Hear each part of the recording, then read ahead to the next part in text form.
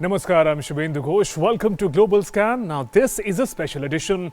In the next 1 hour, we'll reflect on the big developments across the globe in the whole of 2019, the direction that the world took in issues of politics, climate change, democracy, and more. In many ways, they give us a glimpse of what to expect in the new year. Let's begin with the highlights that made 2019 special. Donald Trump becomes third president in American history to be impeached. Majority of representatives vote in favor of 2 articles of impeachment drawn up by House Democrats. Trump accused of abuse of power and obstruction of Congress, both related to Ukraine scandal. The ball is now in Senate's court.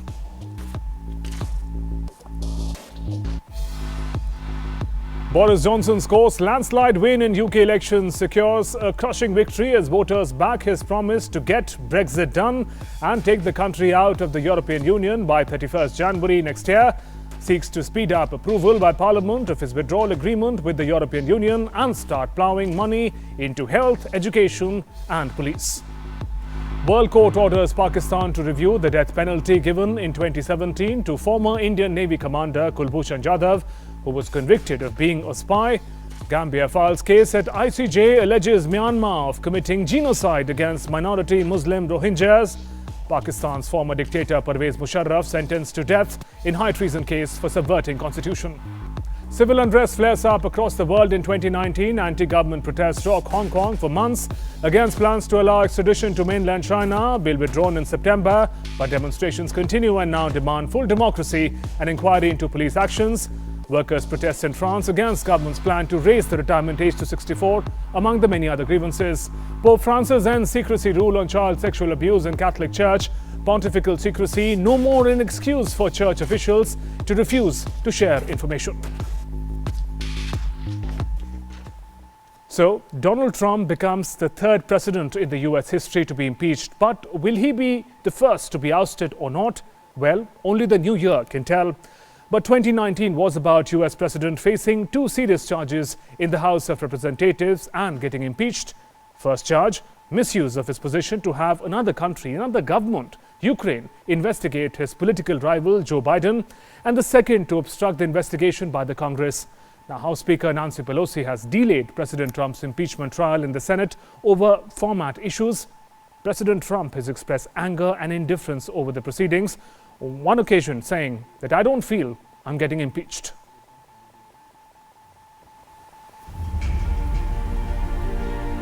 Donald Trump becomes the third US president in history to be impeached by the House of Representatives. It all centers on whether or not he improperly sought help from Ukraine to boost his chances of re-election in 2020. He's accused of 2 charges. It all started with a formal complaint from a whistleblower, an unnamed intelligence official who wrote a letter expressing concern about Trump's call on July 25th with President of Ukraine. The call came shortly after Trump had blocked the release of millions of dollars in US military aid to Ukraine. A senior official later testified that the president made clear the release of the aid was conditional on Biden being investigated. Its aim was to get Ukraine to open an investigation into Biden's and declare as much publicly. Trump allegedly urged the president to investigate discredited allegations against Joe and Hunter Biden.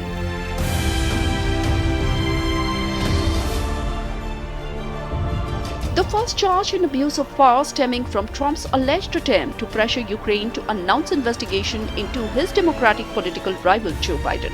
The second charge is obstruction of Congress because the president allegedly refused to cooperate with the impeachment inquiry, withholding documentary evidence and barring his key aides from giving evidence. The House action sets the stage for trial next month in the Republican-controlled Senate on whether to convict him and remove him from the office.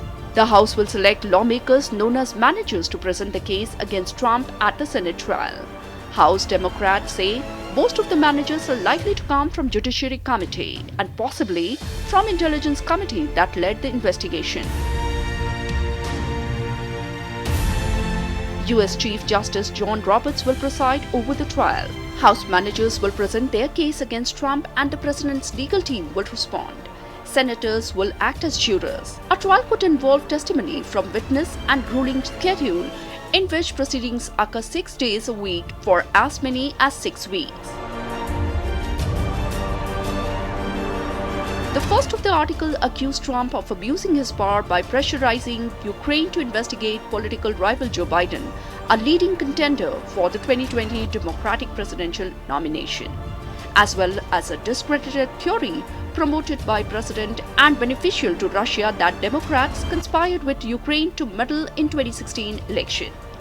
The second article accuses Trump of obstruction of Congress by directing administration officials and agencies not to comply with lawful House subpoenas for testimony and documents related to impeachment. But Donald Trump has denied wrongdoing so far. No president in the 243-year history of the United States has been removed from office by impeachment. It requires a 2/3 majority in 100-member Senate, meaning at least 20 Republicans would have to join Democrats in voting against Trump. And none have indicated they will. With Bureau Inputs, Global Scan Desk, DD India. Now, amidst the continued logjam over Brexit, much-needed stability came to the political landscape of UK through the general elections. Conservatives registered a decisive win and Boris Johnson returned as the Prime Minister. Johnson has already won the approval for his Brexit deal in Parliament, taking the first step towards fulfilling his election promise of taking Britain out of the European Union by the end of January 2020. The protracted uncertainty over Brexit that haunted Britain seems to have ended. Prime Minister Boris Johnson won a resounding election victory that will allow him to end 3 years of political paralysis and take Britain out of the European Union by January 31. Brexit represents the country's biggest political and economic gamble since World War II, cutting the world's 5th largest economy adrift from the vast trading bloc and threatening the integrity of United Kingdom. For Johnson, who campaigned on the promise to get Brexit done, victory was a vindication after anti-Brexit opponents tried one maneuver after another to thwart him during his first chaotic months in office. In England, the Conservatives won large numbers of seats in opposition Labour Party's so-called Red Wall, declining industrial heartlands once hostile to Johnson's party. Brexit, which has shattered old party loyalties and divided Britain along new fault lines, was the cause of the shift. In the Red Wall, a majority of voters favoured leaving European Union and rejected Labour Party's ambiguous stance on the issue.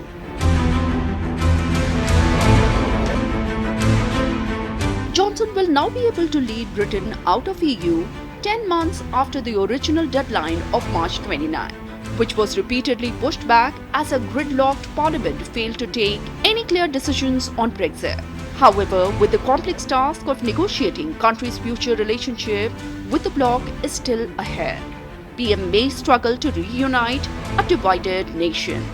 After January 31, Britain will enter a transition period during which it will negotiate a new relationship with the EU. This can run until the end of 2022, but the Conservatives have pledged not to extend the transition beyond 2020. The final stages of rectification will take place with the lower house of Parliament having until January 9 to approve legislation or withdraw agreement will, giving it just over 3 weeks to then pass through the upper house and receive royal assent. After leaving, Britain will need to secure new trading arrangements with EU, which the Prime Minister said would see the country agree a trade deal with no alignment to the bloc rules. In a change to the bill, Johnson made it illegal to extend those talks beyond the end of next year. With Bureau Inputs, Global Scan Desk, DD India. And while some nations in the world witness decisive political mandate, many continue to grapple with political instability. Israel will head for the third general election in less than a year. Israeli Prime Minister Benjamin Netanyahu has scored a landslide victory in a primary race for leadership of the ruling Likud party, which has given the embattled leader an important boost ahead of the country's next elections. Meanwhile, hung parliaments are becoming a norm in Spain since 2015. Governments of Malta, Bolivia face serious charges of corruption and misconduct. Finnish Prime Minister Antti Rinne resigned over his handling of a postal strike. He was replaced by 34-year-old Social Democrat Sanna Marin as the world's youngest serving Prime Minister. 2019 was a year of lows for many countries across the globe. From Israel to Spain to Malta to Finland to Bolivia, political crisis was witnessed everywhere.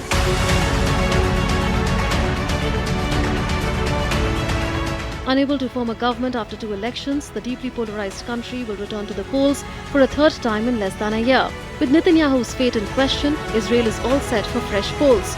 Prime Minister Benjamin Netanyahu is facing the fight of his life for political survival after a criminal indictment. In the 2 previous national elections, Netanyahu's opponents focused on the 3 corruption investigations against him that included allegations that he dispensed favors to media barons in a push for more favorable media coverage. But this time, Israel's longest-serving leader is running under the cloud of a criminal indictment announced last month. Despite all this, Prime Minister Netanyahu is under no legal obligation to resign as a result of the indictment, and while in office, he can ask the legislature to grant him immunity from prosecution. As caretaker premier, he will remain on the post until a new government is formed.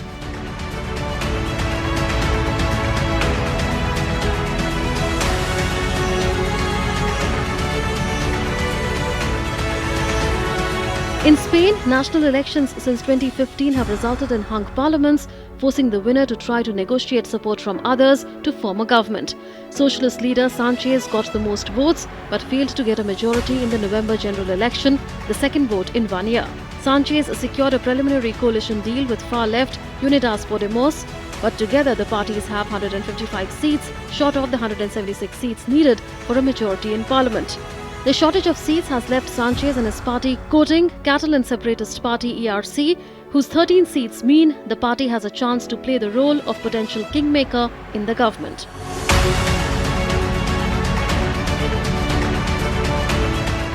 In Malta, Prime Minister Joseph Muscat is facing criticism over his government's handling of investigations into the murder of anti-corruption journalist Daphne Caruana Galizia. Maltese opposition leaders joined protesters outside Parliament to demand Prime Minister Joseph Muscat's resignation. Calls for Muscat to resign grew after a probe into the 2017 car bomb killing of Galizia led to charges being laid on 30th November against businessman Jorgen Fenech with alleged ties to government ministers and officials. Policemen and soldiers rushed inside Maltese Prime Minister's building as activists staged a noisy protest to demand Joseph Muscat's immediate resignation amid an investigation into the 2017 killing of the journalist. The political stability of the tiny Mediterranean island has been rocked in recent weeks by the fallout from the murder of the anti-corruption journalist who was blown up by a car bomb.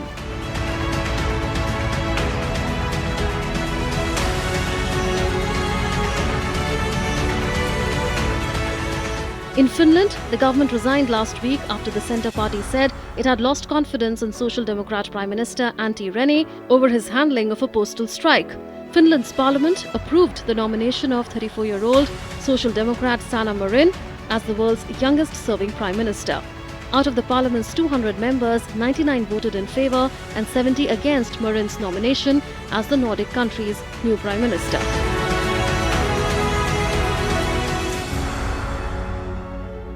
In Bolivia, the vote-rigging scandal forced Evo Morales to resign and leave Bolivia in mid-November. Morales, who had been in power for nearly 14 years, resigned and left Bolivia after an Organization of American States audit found serious irregularities in the way votes were counted in the 20th October election.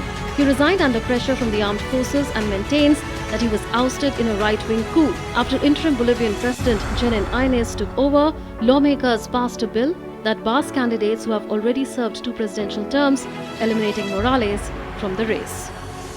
Global Scan Desk, DD India. Pakistan's former dictator Pervez Musharraf moved Lahore High Court, challenging the death sentence given to him by a court in a treason case. The special court had convicted 76-year-old Musharraf of violating the constitution by unlawfully declaring emergency rule while he was in power 2019 witnessed many high-profile court cases and orders. International Court of Justice ordered Pakistan to review the death penalty given to former Indian Navy commander Kulbhushan Jadhav. In another case at the ICJ, Myanmar civilian leader Aung San Suu Kyi mounted a defense of her homeland, calling claims of genocide incomplete and misleading. This was the day after tribunal heard damning accounts of atrocities inflicted on the minority ethnic Rohingyas. A number of cases made the headlines in 2019 across the globe. It started with Kulbhushan Jadhav. The entire world watched as the International Court of Justice at The Hague delivered its verdict on the Kulbhushan Jadhav case. The World Court ordered Pakistan to review the death penalty given in 2017 to former Indian Navy commander Kulbhushan Jadhav, who was convicted of being a spy.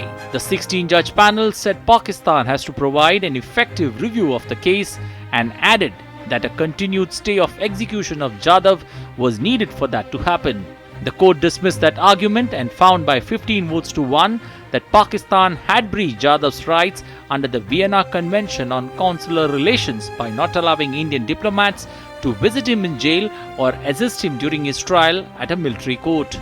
The case dates back to 2017 when a Pakistan army court had sentenced Jadhav to death on charges of espionage and terror. That year in May itself, the Indian government approached the ICJ for justice. In response, a 10-judge bench of the court directed the Pakistan government to stay Jadhav's execution on the 18th of May 2017 till it delivered its verdict in the case. Pakistan had maintained that Jadhav had entered the country through Iran, while India says that he was actually abducted by Pakistan from Iran, where he had gone for business purposes. India continued to reiterate that Pakistan's repeated refusals to allow consular access to Jadhav was violative of the Vienna Convention of 1963. Genocide case against Myanmar also came up at the top UN court. The West African country of Gambia filed a case in November alleging Myanmar was committing an ongoing genocide against its minority Muslim Rohingya population. Lawyers said Aung San Suu Kyi had ignored widespread allegations of mass murder, rape and forced deportation. The Nobel Peace Prize laureate defended her country, calling the case incomplete and incorrect. Suu Kyi acknowledged there may have been some war crimes or crimes against humanity, but insisted none of these rose to the level of genocide, for which the specific intent to destroy a group has to be proven. She called on the judges to dismiss the accusation and said her country's own justice system should be given the chance to work first. A Pakistani court sentenced former military dictator Pervez Musharraf to death in absentia on Tuesday on treason charges stemming from his imposition of a state of emergency in 2007. Musharraf, who seized power in a 1999 coup and later ruled as president until 2008, is out of the country and did not comment on a ruling widely seen as part of a standoff between the judiciary and the military over the rule of law. Musharraf at 76 is the first former army chief to be charged with treason in Pakistan and has said the powerful military helped him get out of the country. Musharraf imposed a state of emergency at a time when he faced growing opposition to his rule. All civil liberties, human rights and democratic processes were suspended from November 2007 to Feb 2008. The final years of his rule were marked by struggles with the judiciary over his wish to remain head of the army while president. He quit in 2008 after a political party that backed him fared poorly in a national election. Fugitive billionaire jeweler Nirav Modi, wanted by Indian authorities over a $2 billion loan fraud at the state-run Punjab National Bank, was remanded in custody after appearing before a British court. The diamond magnate was arrested in the Holborn area of central London after he went into a bank to open an account and a member of the staff contacted police. India asked Britain last August to extradite Nirav Modi after he was accused of massive bank fraud. Global Scan Desk, DD India. While corrupt governments and authoritarian regimes are nothing new for the world, 2019 will be remembered for the manner in which people of all age groups, but especially the youth, came together and hit the road across countries and continents, fighting for their rights and freedoms. The large-scale protests are likely to force governments world over to look for better solutions for their people in the new year. Public unrest flared up across the world in 2019 like it had not in nearly half a century. fueled by growing discontent with living costs to resistance against authoritarian and often corrupt governments. Masses, particularly the youth, braved crackdown by the state and hit the roads in defense of their rights, demands, and at places for democracy. In Hong Kong, university students and people from all sections of the society stood up against a controversial extradition bill. The bill was eventually withdrawn, but protests continued against alleged police brutality and the government's handling of the crisis. At the heart of it also lied opposition to growing Chinese influence over the city. Thousands of protesters were arrested by the police. In mid-November, students turned several university campuses into fortresses, barricading themselves inside and clashing with riot police on the periphery. Hong Kong held a citywide election on November 24th that pro-democracy candidates won in a landslide with a record high turnout. However, China has warned that any attempt at independence will be crushed.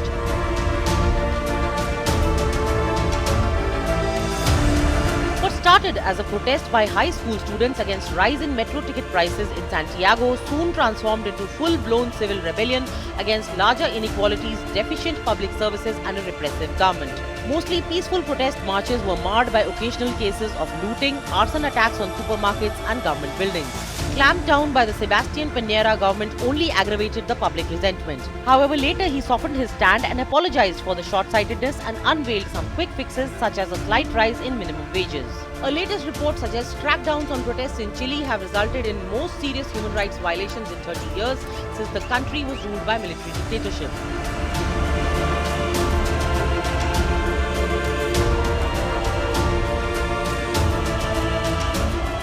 Driven by increasing unemployment rate and poverty, young jobless youth in Iraq protested against the worsening living conditions in the war-ravaged nation. The protests were further fueled by charges of corruption against the government and its failure to revive a struggling economy. Hundreds of casualties were reported in the violent crackdown by security forces. Prime Minister Adil Abdul Mehdi resigned in response, but protesters want to sweep away the entire political establishment. They have blocked roads, oil facilities and ports and clashed with security forces.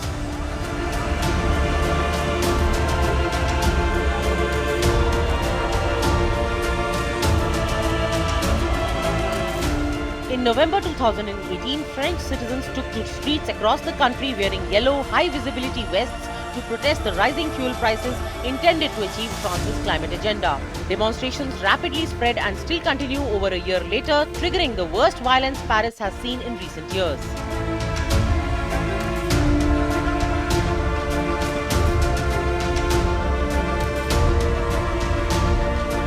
Towards the end of 2019, multiple unions across France launched a strike with intention to shut down the country and force President Emmanuel Macron to re-evaluate his plans for pension reform. 65,000 people demonstrated in Paris.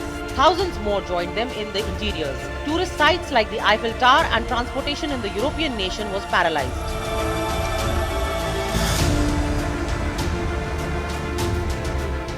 Similar protests were registered across the world. London, Lebanon, Bolivia, Egypt, Ethiopia, Pakistan and elsewhere. Protests appear to derive energy from increasing inequality in our societies, stagnating middle class and a state that is refusing to relent to the aspirations of its people. Global Scan Desk, DD India. The world's two largest economies, United States and China, have been locked in a bitter trade war, it's called. The dispute has seen the US and China impose tariffs of hundreds of billions of dollars worth on one another's goods. US President Donald Trump has long accused China of unfair trading practices and intellectual property theft. On the other hand, in China, there is a perception that US is trying to curb its rise as a global economic power. However, some resolution is visible on the horizon as phase one of the trade deal between the two nations has been agreed upon.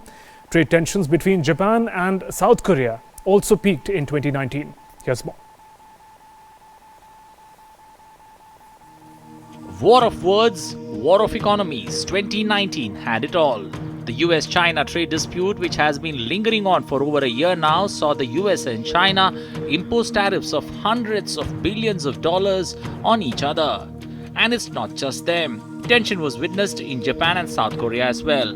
Japan's decision to remove Seoul's favored trade partner status sparked fresh tensions. There seems to be some respite in trade between US and China.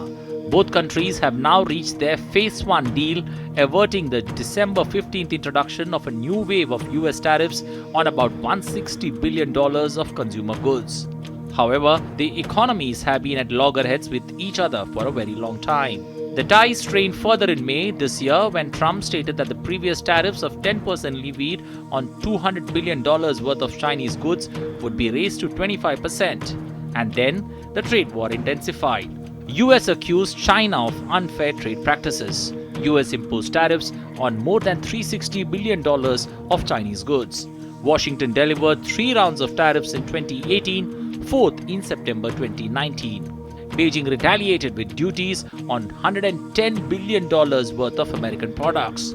US President in May 2019 increased pressure on China by announcing a 25% increase in tariffs on Chinese products. US added Huawei Technologies Company and 70 affiliates to entry list to ban Huawei. Banned Huawei from acquiring components and technology from US firms without prior approval.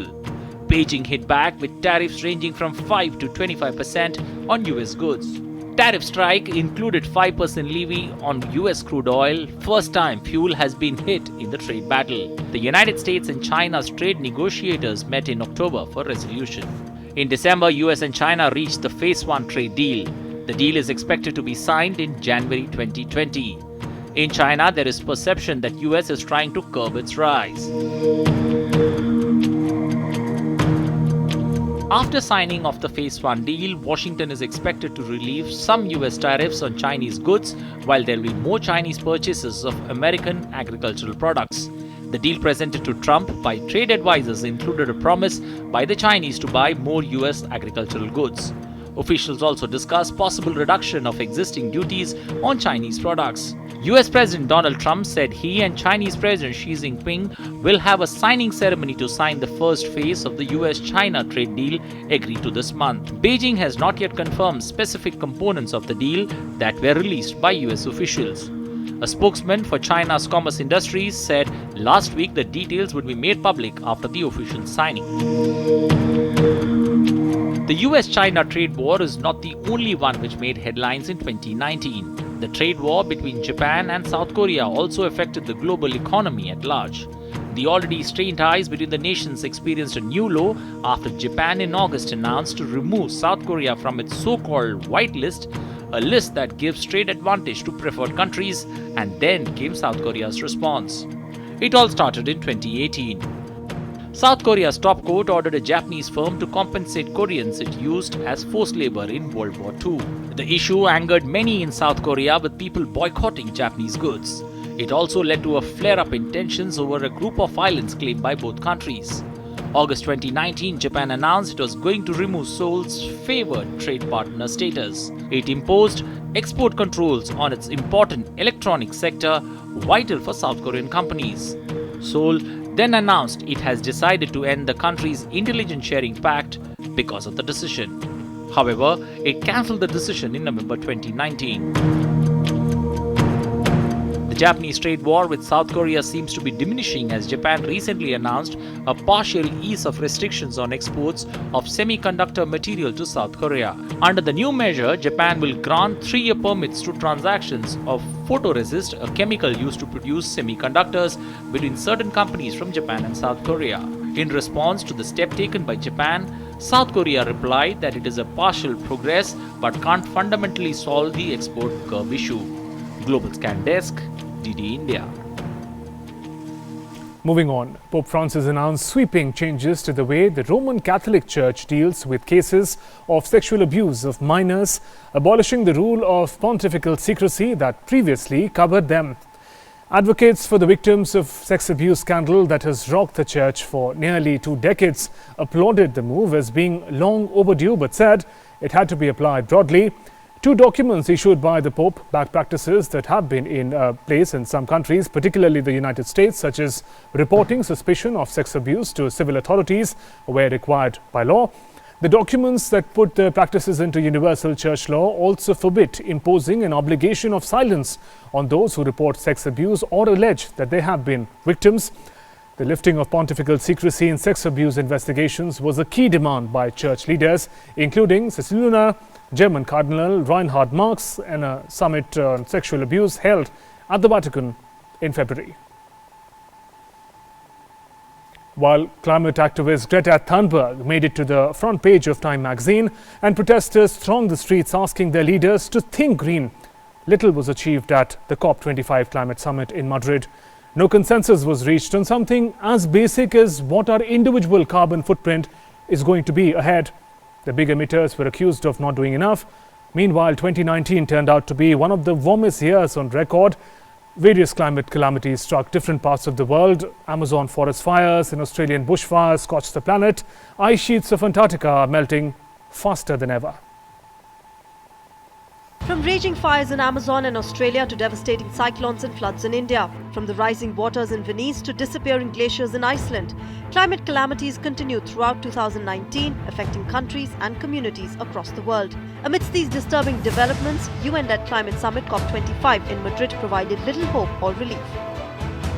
Iceland marked its first ever loss of a glacier to climate change as scientists warn that hundreds of other ice sheets on the subarctic island risk the same fate. A bronze plaque was mounted on the bare rock in a ceremony on the barren terrain once covered by the Ojgul glacier in western Iceland. Severe flooding in Venice left much of the Italian city underwater. The waters in Venice peaked at 1.87 meters. Locals and tourists throughout the city waded through the floodwaters. The rising waters caused significant structural damage to historic buildings and threatened numerous artifacts. As ice caps are melting at a faster rate than ever before, sea levels are rising and making cities like Venice increasingly vulnerable. In India, more than 2,100 people lost their lives and millions rendered homeless in the devastating floods due to delayed and extended monsoon rains. The rainfall recorded was the heaviest in 25 years. Bihar, Uttar Pradesh, Maharashtra, Karnataka were some of the worst affected states. Earlier, extremely severe cyclonic storm Fani made landfall on the Odisha coast. There was significant damage in coastal areas, although extensive evacuations greatly reduced the impact. This year's August Amazon fires grabbed headlines around the world. Some 87,000 forest fires were recorded in Brazil, causing irreversible damage to the rainforests and its rich ecosystem. Forest fires are common in the Amazon during dry season, but this year, most are believed to have been started by farmers and loggers clearing land for crops or grazing. Altogether, 7,604 square kilometers of rainforest were felled during the first 9 months of this year, an 85% increase over the same period last year.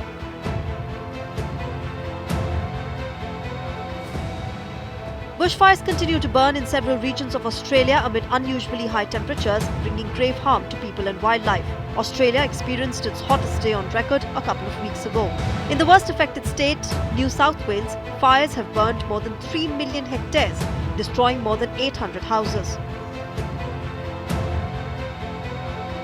However, the severity of the climate crisis did not reflect in the urgency for real action among world leaders who congregated at the COP25 summit in Madrid in Spain. They were still mired in bureaucratic technicalities and individual national interests, while climate activists hit the streets in protests across the world. After 2 weeks of talks, envoys from almost 200 countries shelved work on adding market mechanisms as a tool to curb greenhouse gases, settling on a more limited set of measures to rein in climate change.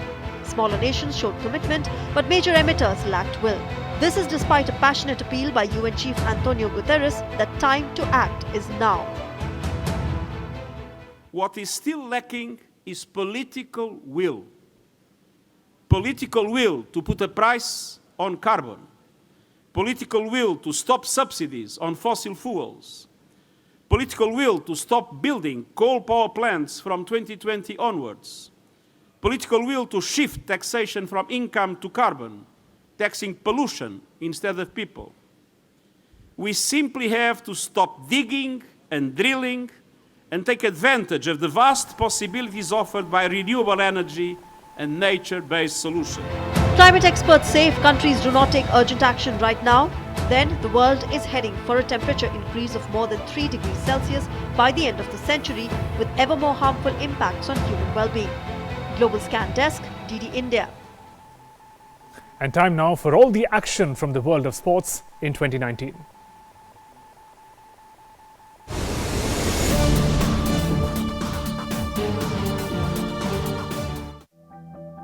Full of action and drama, the year 2019 has been an extraordinary one in the arena of sports. While England lifted its first World Cup, Lionel Messi clinched another Ballon d'Or.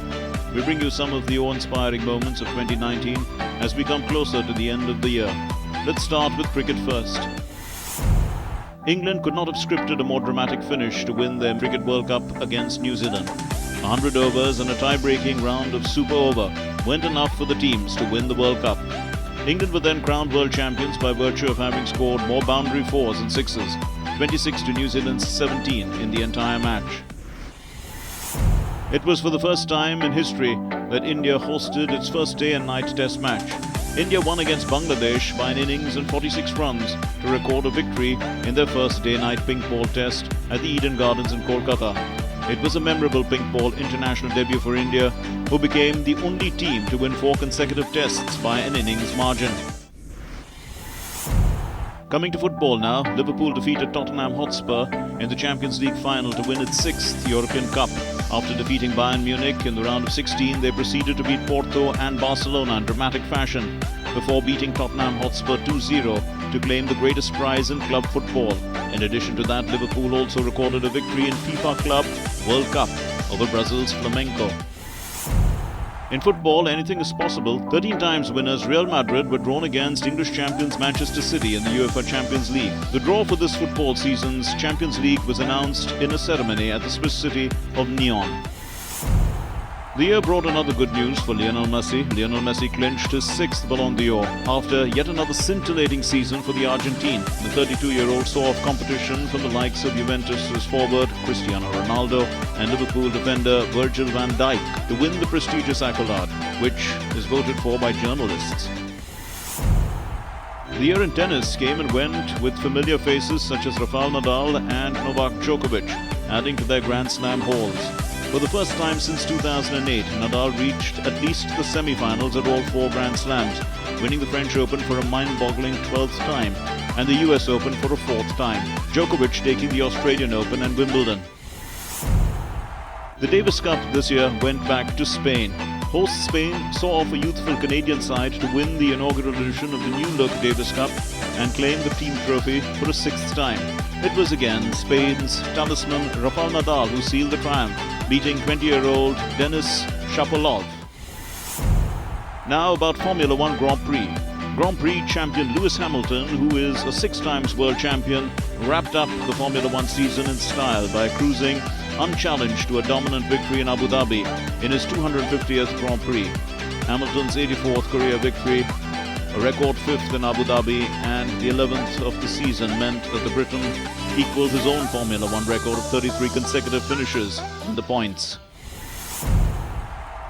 The year has certainly been an amazing one for Indian athletes. The 13th South Asian Games held in Nepal saw India winning the highest number of medals, setting a new world record. India topped the tally with 312 medals in its kitty, comprising 174 gold, 93 silver and 45 bronze. During the 10-day-long event, over 2,700 athletes from India, Nepal, Bangladesh, Bhutan, Sri Lanka, Pakistan and Maldives competed for 1,119 medals. India dominated the rifle and pistol shooting events in 2019, returning with a historic medal tally. Indian shooters ended their 4th edition of the World Cup series with 22 medals, 16 gold, 4 silver and 2 bronze medals. As a bonus, they have won 9 quota places for the Tokyo 2020 Olympics. Indian shooters secure unprecedented 15 quota places for Tokyo Olympics. However, the year did bring some bad news for Russia. Russia was handed a 4-year ban from all major sporting events by the World Anti-Doping Agency. It means the Russian national flag and anthem will not be allowed at events such as the Tokyo 2020 Olympics and football's 2022 World Cup in Qatar. Global Scan Desk, DD India.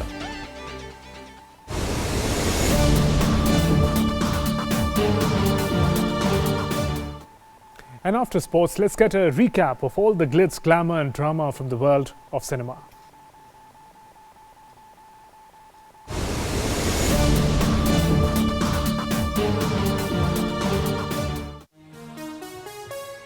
The year 2019 has been full of glitz and glamour, from film industry to the TV scene to the world of pop and music. The year has been an eventful one. As the year comes to an end, we bring to you the best of 2019, beginning with the Oscars first. At the 91st edition of the Oscars, the Best Actor prize was taken by Rami Malek for his portrayal of Queen frontman Freddie Mercury in the biopic Bohemian Rhapsody. The film was the biggest overall winner of the night with 4 Oscars. British actress Olivia Colman took home the Best Actress crown for The Favourite, while the best movie was given to road trip movie Green Book. Mexican filmmaker Alfonso Cuarón won the Best Director Oscar for his semi-autobiographical film Roma, which also won awards for foreign language film and cinematography. The 72nd annual Cannes Film Festival took place with Parasite, a wickedly humorous suspense movie about class struggles, winning the top Palme d'Or prize. The prize for Best Director went to the Dardenne brothers for Young Ahmed, and the screenwriting prize was awarded for Celine Sciamma for Portrait of a Lady on Fire. Emily Beecham was named Best Actress for her performance in Jennifer Hosner's Little Joe, while Antonio Banderas won the Best Actor prize for Pedro Almodovar's Pain and Glory. Much before the Oscars in Cannes, the season of award ceremony started off with the Golden Globes awarding some of the best talent in the world of TV and cinema. Bohemian Rhapsody won the Best Film and Best Actor in Drama, while the road trip movie Green Book won the award for the Best Comic Movie. It also took home awards for Best Screenplay and Best Supporting Actor. In the television category, Netflix's Freshman series, The Kominsky Method, won Best Comedy or Musical, and star Michael Douglas won Best Actor in a Comedy or Musical. And FX's The Americans won Best Drama for its 6th and final season. The International Emmy Awards, awards that recognize excellence in television, started with Australian thriller series Safe Harbour, bagging the award for the Best Miniseries, while the Best Drama British drama MacMafia won the award for the Best Drama. Hungary took home its first ever Emmy Award, with Marina Guerra picking up the Best Actress honour for her role in Oroktel. In the world of music, the biggest musical award, the Grammy, viewed Casey Musgraves winning 4 awards, including Album of the Year for Golden Hour. Childish Gambino's This Is America won both Record and Song of the Year in a breakthrough for rap at the most prestigious honors in the music business.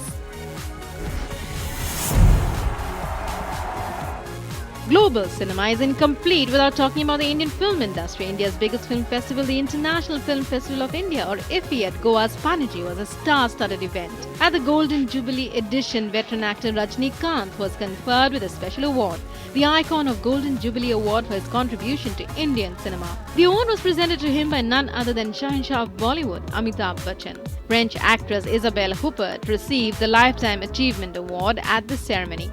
The festival opened with the Italian film Despite the Fog, directed by Goran Paskalijevic, while Tram Fabric screened at the Mid-Fest. Iranian movie Marghe and Her Mother was the closing movie of the festival, which closed with the theme Ek Bharat, Shresht Bharat. Let's now move on to the highest grossing movies of the year. At the box office, Avengers Endgame broke all records, becoming the highest grossing movie of the year with a collection of $2.8 billion worldwide. It was an extraordinary year for Disney too, with 4 of the top 5 best performing movies internationally. Disney's remake of The Lion King took $1.6 billion globally. Spider-Man Far From Home remained in 3rd place, while Disney's Captain Marvel and Toy Story 4 took 4th and 5th positions respectively. Philip Todd's Joker remained the most talked about movie of the year. The movie grossed over $1 billion worldwide at the box office, becoming the first R-rated movie to do so. The dark drama Joker, about the origins of the villainous character, won the Golden Lion Award at the 2019 Venice Film Festival, while actor Joaquin Phoenix won many hearts for his portrayal of the Joker, a character with many shades. Global Scan Desk, DD India.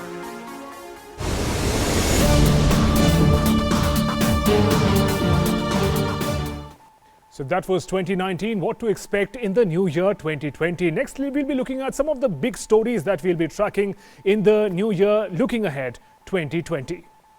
And the big story that we'll be tracking is US-China trade deal. Now, there's a positive movement. Phase 1 of the deal has been agreed by both the countries, but it is more complex than that. It is also about the strategic and economic supremacy in the world in which both US and China are locked in. There are issues such as the Hong Kong protest, democracy that the US supports. That is further complicating the matter. We'll have to see how that plays out in the year 2020. Let's go on to the next big story that we'll be tracking in the new year. The next big story is going to be Brexit and the future. Now, with Boris Johnson returning as the Prime Minister, the road to Brexit has become clearer. Perhaps most of the new year will go in the actual transition. But now Boris Johnson will also have to think about what after that. Issues like economy, boosting investment, boosting the local infrastructure, also the impending perhaps Scottish referendum is something that the leader of the country, of UK Prime Minister Boris Johnson, will have to think and worry about. Moving on to the next big story, big theme that we'll be focusing on in the new year is the stability in West Asia. Now, 2019 saw the complete elimination of the ISIS from Syria. But will that peace last for long? There is already a scramble for power by the regional powers. There is aggression by Turkey as well. Also, we'll have to see what kind of political stability does Israel reach and what kind of space does Palestine gain in the new year as well. So another big issue that is likely to make news and headlines in the new year 2020. Moving on to the next story that we'll be particularly focusing on are the elections in Africa. Now, when most of the stories coming out of the continent of the various countries in Africa are about ethnic violence, are about epidemics, are about political chaos, democracy in election gain a lot of prominence. Now, several elections are lined up in African countries, whether we talk about Burundi, whether we talk about Sudan or Tanzania. So these elections, democracy in Africa and its further development would be a crucial aspect, crucial focus in the new year of 2020. We'll go on to the next big theme and story that we'll be focusing on, COP26 and climate change. We just discussed ways in which COP25 was a disappointment in Madrid. But will that change in COP26 when it takes place in UK, in Glasgow? And will the powerful nations, the biggest emitter, give some space to the countries that are trying to come on their own and also participate in the cut in emissions that is expected of them? How will that turn? How will people realize, the world leaders realize that the climate crisis, the climate emergency is now? Those were some of the highlights, big news, big stories that we'll be focusing in the new year. And with that, we conclude this very special edition of Global Scan. Greetings for the new year from our entire team. We're leaving you with these images of 2019. Goodbye for now.